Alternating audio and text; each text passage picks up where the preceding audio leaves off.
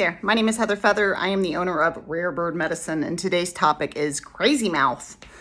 The thing that made me think of this topic today, I was driving up to the mountain, and this beautiful, I would say adolescent stag was walking into the forest, and on the way down, he was walking towards the road. And I was watching him like progressively get closer to the road.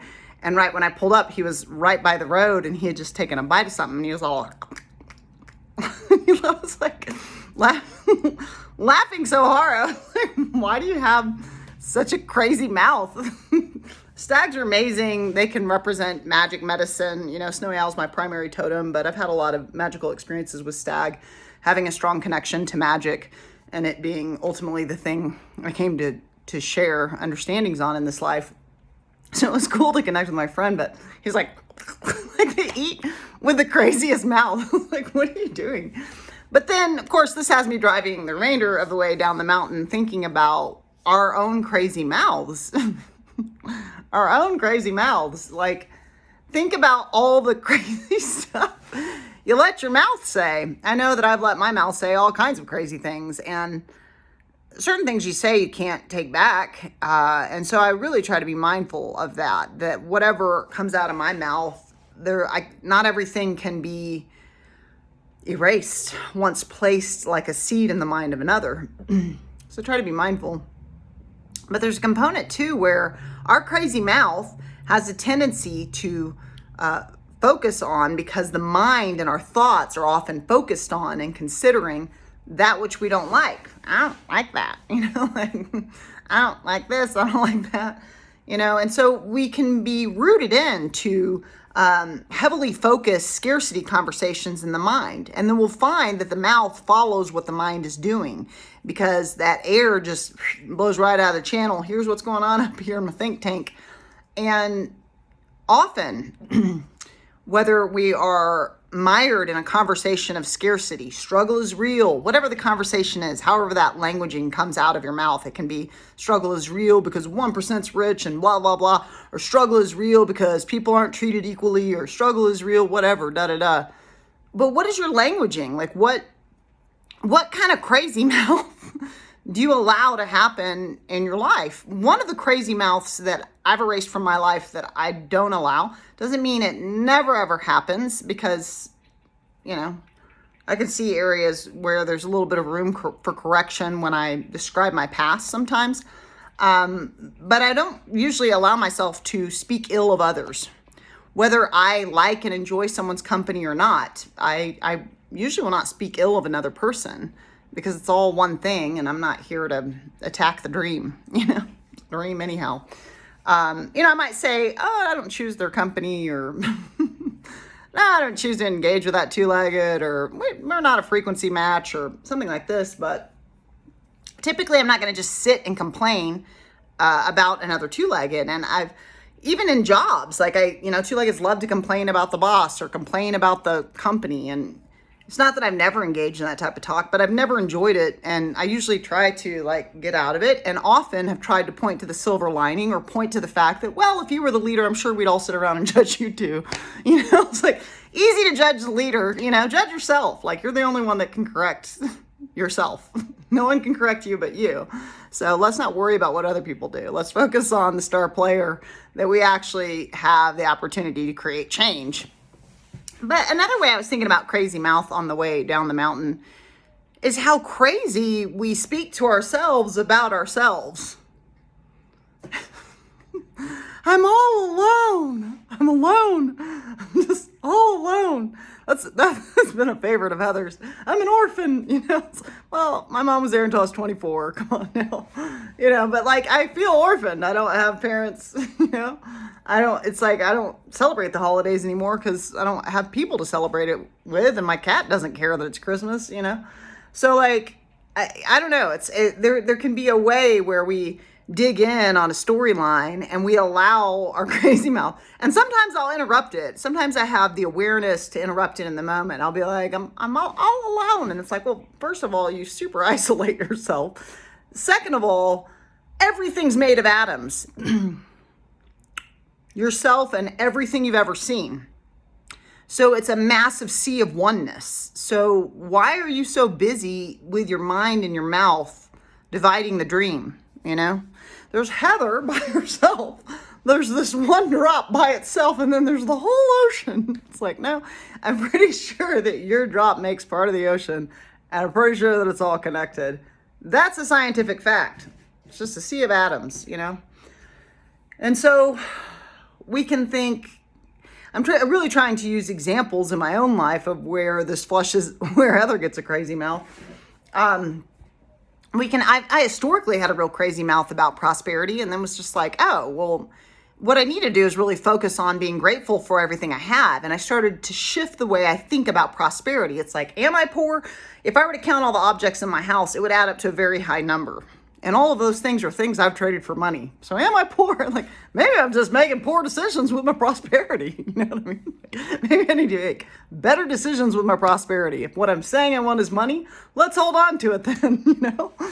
So I consider, you know, like, I don't have as much of a crazy mouth around prosperity because my mouth is more often talking about gratitudes, talking about how blessed I am. Recently, when I had the opportunity to do Bufo, I had this profound experience of how infinitely blessed I am. And I yelled out loud, I am blessed, you know, and I hope to do a video on that experience soon. But I just understood that all I have are blessings, blessings, blessed, blessings, blessed, blessed, blessed. Whether it's trial, tribulation, whatever it is, it's all a grace and a gift. It all adds to the evolution and the matrix of my being. Blessed, blessed, blessed, blessed, blessed. And so I find as I've dropped that old stale story of Peter Piper picked a pickle, as I drop that old stale story of scarce, I start to really prosper. I'm thriving now. You know, today was a big day. I paid a huge chunk on my credit card, and I'm really seeing this opportunity for me to move to Texas around the bend. And so things are starting to shift and take place with the dream I say I want to see. And so I was like, oh, that's interesting. So another way we do have crazy mouth, though, is the way we speak to the self, the way we speak to our own temple, the way we speak to our bodies, the way we speak. It's like, people don't understand me. I'm so weird. I mean, that's a common one for me, especially realizing this past year or two that I'm neurodivergent. It's, I can see how often I'm making it weird when it comes to interactions. Sorry about that, humanity. Sorry if it's strange when you engage with me. I apologize. I'm really doing my level best. And still, it's, you know, I don't have to feel crazy about what it means to engage with me, because I feel a little bit weird about the entire dream sometimes. And I'm not always in my body. There's lots of facets going on I'm working to embody. But that's another example. Like I've said, because it's been true most of my life, I'm very rarely in the body. This has come up in Akashic Records readings. It's come up in tons of intuitive situations. I've had massive, powerful psychic healers in California tell me, like, you're not in your body. You're up over your right shoulder a bunch. And I'm like, that's exactly where I describe myself being all the time. And so now I'm working to change that crazy mouth of like, I'm not in the body. I'm not in the body. Sorry, I'm not in the body. I'm not in the body. I'm not in the body. Like, I say that in a lot of different ways, and I definitely say it that way a bunch. And so now I'm really working towards, I am embodied. I am the embodiment of all that I've come to see and understand. I am embodying. I'm being in my body. I'm enjoying being in a physical body on the earth, you know? And so today, as I think about this beautiful stack friend of mine that has crazy mouth. Like, why is he eating like that? Why are you eating like that, you outdoor goose? What are you doing? As I think about his crazy mouth, I'm thinking about my own. Where do I have more cleanup work around my crazy mouth, you know? And part of it is a strong current conversation around my desire to be alone, my desire to isolate, my preference to not engage, like, I'm introverted, I don't want to, you know. But I've had periods in my life when I've really enjoyed social interaction, and it's not definitively true that Heather can't do social situation. I just prefer to do social situation with like minds. If I'm going to hang out with people, I want to talk about death, psychology, sexuality, magic, mysticism, miracles, spirituality, metaphysics, you know. But it's There can be some storyline around me engaging with others doesn't often include the topics I enjoy, because I don't want to talk about the label of your purse or the label of your vehicle or the objects you possess or your baubles or the way your face looks or like, I don't care about any of those things. They'll all rot and turn, everything's in a state of decay. So I care about that which is eternal, that which has content, and it's not superior. It's just a preference. But I realize I put myself often in a box, because I can talk to you about your baubles and I can talk to you about your face or your body or whatever. Like, I can talk about anything. So I'm happy to receive and listen to humanity.